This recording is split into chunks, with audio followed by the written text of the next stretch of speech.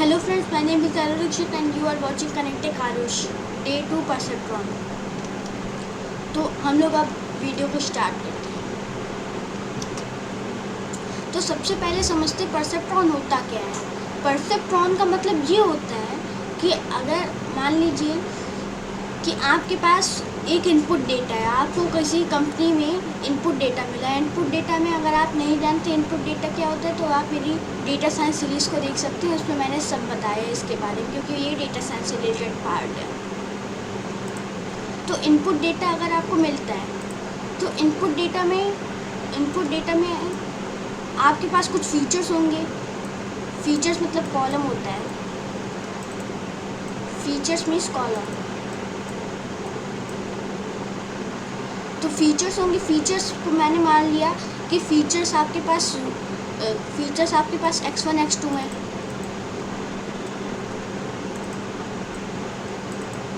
मान लीजिए आपके पास इस तरह के फीचर्स हैं। आपने फिर आपको एक न्यूरल नेटवर्क बनाना है जो कि प्रिडिक्ट कर सके आउटपुट क्या आएगा।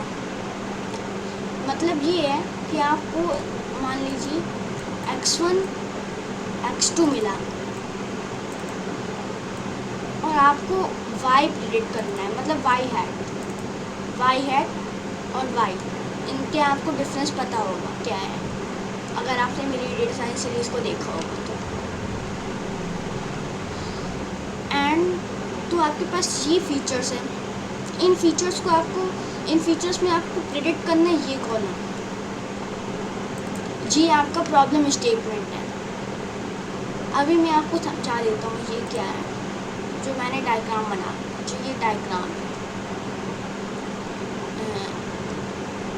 ओके, तो सबसे पहले ये वाला जो पार्ट होता है, यहाँ से आप इनपुट भेजेंगे। इनपुट आप भेजते हैं इधर से। ये आपका इनपुट पार्ट है जिसमें आप इनपुट डालेंगे। मान लीजिए आपके x1 की वैल्यू है 1 एंड x2 की वैल्यू है 2। अब यहाँ से ये जो आपको लाइनें दिख रही हैं, ये वाली लाइनें जिन्हें मैं अभी हाईलाइट कर रहा हूँ, ये जो आपको लाइनें दिख रही हैं इन्हें कहा जाता है वेट, जिसे रिप्रेजेंट किया जाता है W1 W2 इस तरह से। इसलिए तो यहाँ पे आप देख भी रहे होंगे कि यहाँ पे W1 W2 WM लिखा भी है, ये 3 लिखे भी हैं। तो अभी मैं आपको एक बार समझा दे रहा हूँ ये न्यूरल नेटवर्क का आर्किटेक्चर, क्योंकि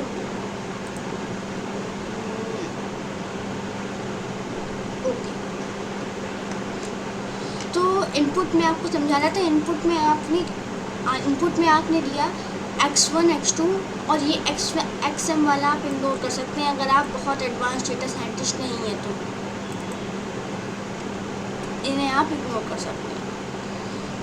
तो आपको ये वाला जो हिस्सा होता है यहाँ से आप इनपुट भेजेंगे और यहाँ से वेट के थ्रू हो जाएगा, वेट से मल्टीप्लाई होगा, मतलब इसकी कैलकुलेशन यहाँ पे होगी। यहाँ पे आप वेट को कैसे करते हैं ये मैं आपको, इसी के लिए ट्रेनिंग की जाती है, ये मैं आपको आगे बताने वाला हूँ। अभी बस आप इतना समझिए कि वेट होगा कोई नंबर, उससे आप मल्टीप्लाई कर देंगे इनपुट से। अगर वो W1 होगा तो फिर x1 से, अगर सेकेंड वेट होगा तो फिर सेकेंड कॉलम से। वैसे कॉलम बोलना ठीक नहीं रहता, लेकिन आपको अंडरस्टैंडिंग के लिए मैं कॉलम कह दे रहा हूँ। ओके, तो एक तो ये वाला काम हो गया आपका। अब यहाँ पे ये क्या चीज़ है जिसमें आपको ये सब दिख रहा है। इसके अंदर वाला पार्ट आप इग्नोर कर सकते हैं। मैं अभी आपको बताता हूँ ये क्या है। इसमें कैलकुलेशन होती है न्यूरल नेटवर्क की, जिससे आपका आउटपुट प्रिडिक्ट होता है। अभी मान लीजिए आपका आउटपुट आया कोई z कोई नंबर है, लेकिन आपका जो z नंबर होगा वो कोई नंबर होगा, मतलब z तो नंबर ही है ना, लेकिन उसकी रेंज क्या होगी, 0 to 1 होनी चाहिए न्यूरल नेटवर्क जो मानते हैं प्रोबेबिलिटीज़ के हिसाब से। लेकिन होगा क्या, वो हो सकता है आपका -∞ to ∞। 1 मिनट,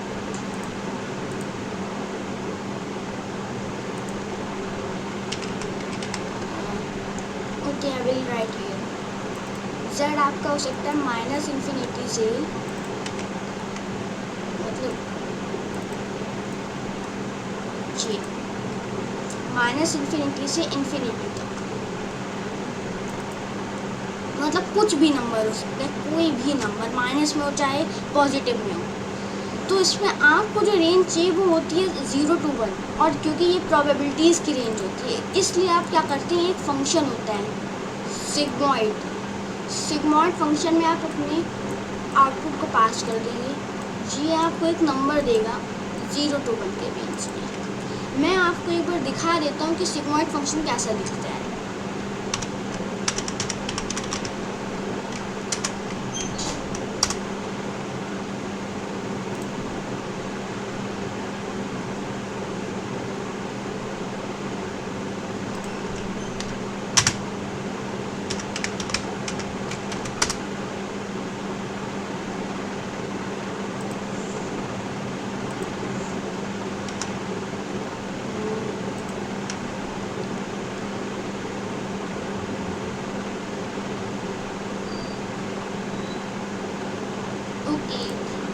इसमें जो सिग्मॉइड फंक्शन होता है वो ऐसा दिखता है, ये जो मैं अभी हाईलाइट कर रहा हूँ, इतना ऐसा दिखता है। y is equal to 1/1 plus e exponential to the power -x, ऐसा दिखता है सिग्मॉइड फंक्शन आपका।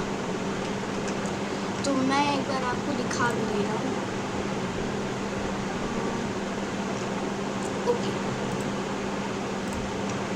मैं यहाँ पे भी एक बार लिख दे रहा हूँ, sigmoid of z will be equals to 1/1 plus e to the power -z। ये आपका सिग्मॉइड फंक्शन होगा, और ये अगर आप कोई भी नंबर को इसमें डालेंगे इस फंक्शन में तो फिर वो आपको एक 0 to 1 के रेंज में एक नंबर देगा।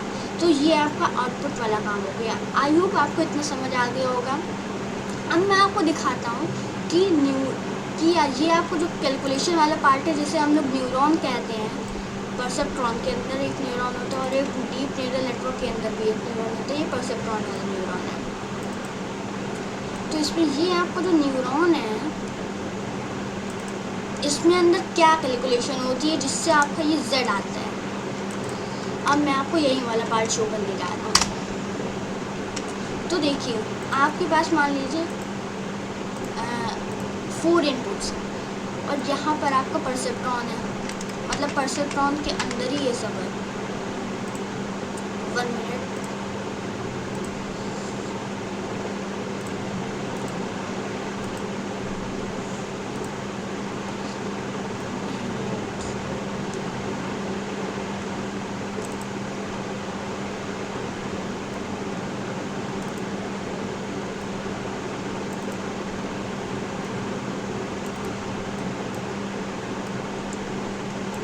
इसमें मैंने आपको बताया था कि ये वाली जो लाइंस होती हैं इन्हें हम लोग कहते हैं वेट्स, और जहाँ पे आपके इनपुट्स होते हैं,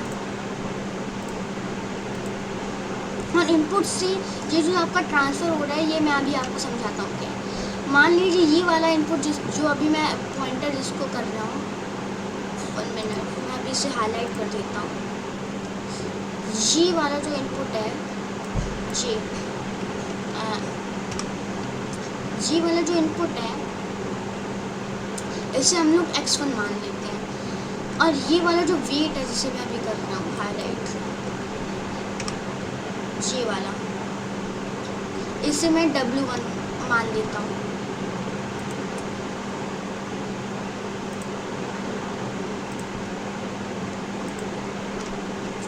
ओके, तो इतना आपको समझ आ गया। अब मैं आपको बताता हूँ कि Z1 कैसे आएगा। Z is equal to Z, मैं अभी आपको इसकी इक्वेशन बता रहा हूँ Z1 कैसे है। तो पहले ये बताता हूँ कि इन दोनों नंबर का क्या होगा।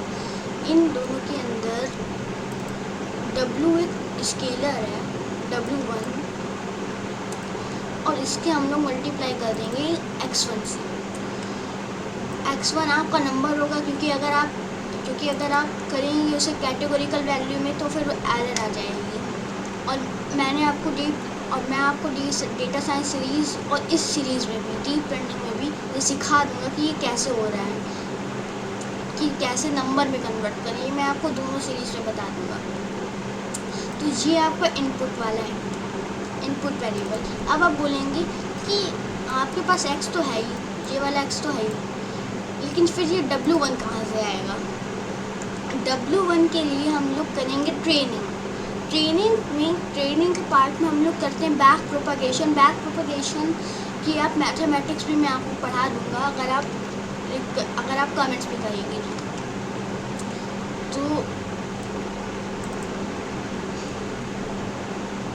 ओके। ये आपका Z1 कैलकुलेट हो गया है। अब मैं आपको Z2 का करके दिखा देता हूँ। Z2 मैं फटाफट अभी लिख दे रहा हूँ सारी इक्वेशन।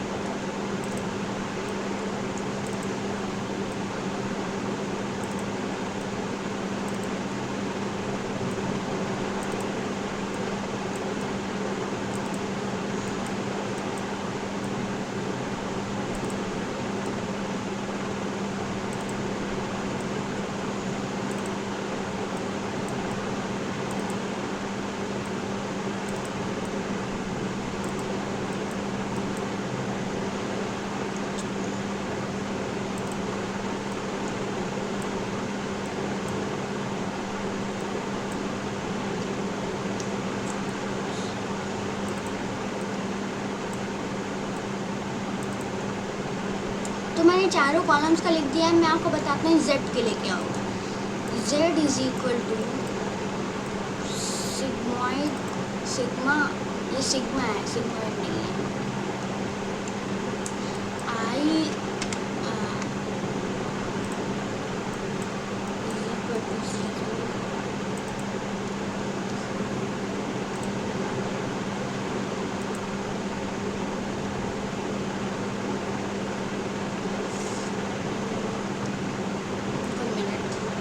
कट दिस पार्ट, मैं आपको इधर बता दूँ।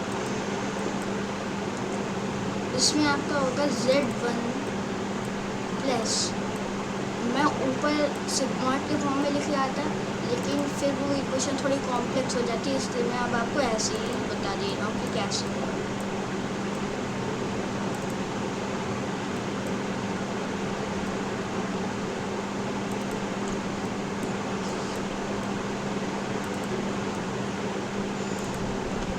तो ये आपकी इक्वेशन होती है फुल इक्वेशन। जब आप Z को करते हैं, आप यहाँ से Z1 आएगा W1 X1।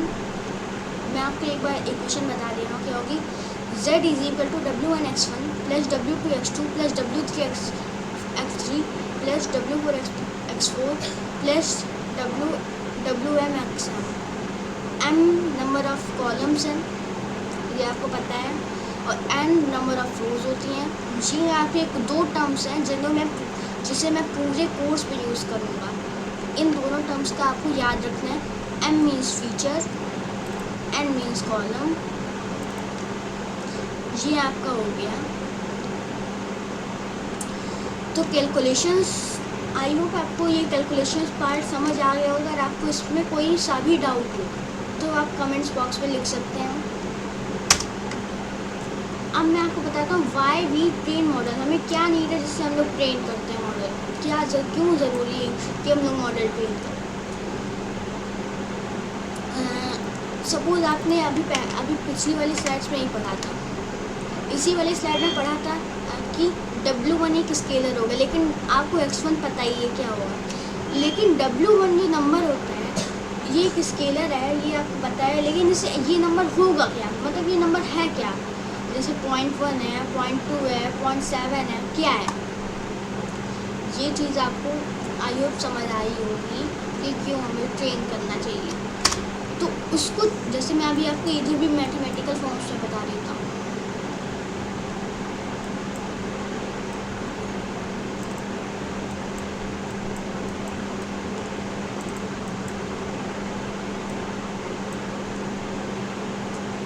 एक तो आपको ये होगा Z1 के लिए 1 मिनट,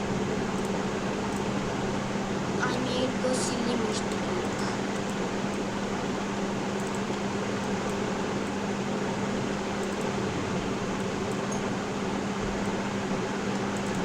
ओके, यहाँ पे प्लस था, मल्टीप्लाई होगा।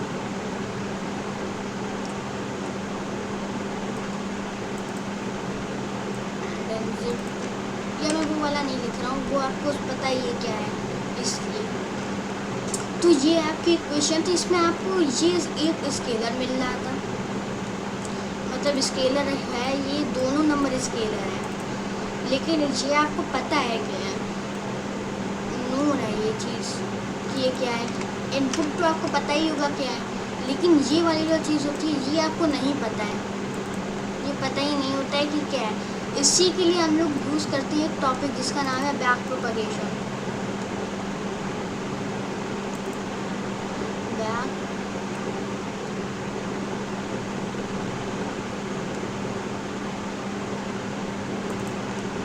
Okay, back propagation.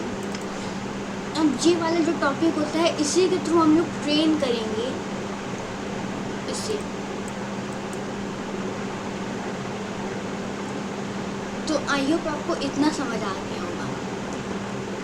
और यही हमारा डे 2 था।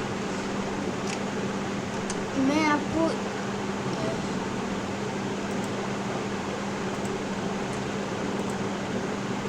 ओके, मैं आपको अपना ब्लॉग भी शेयर कर दे रहा हूँ, इस ब्लॉग की लिंक मैं आपको दे दूँगा।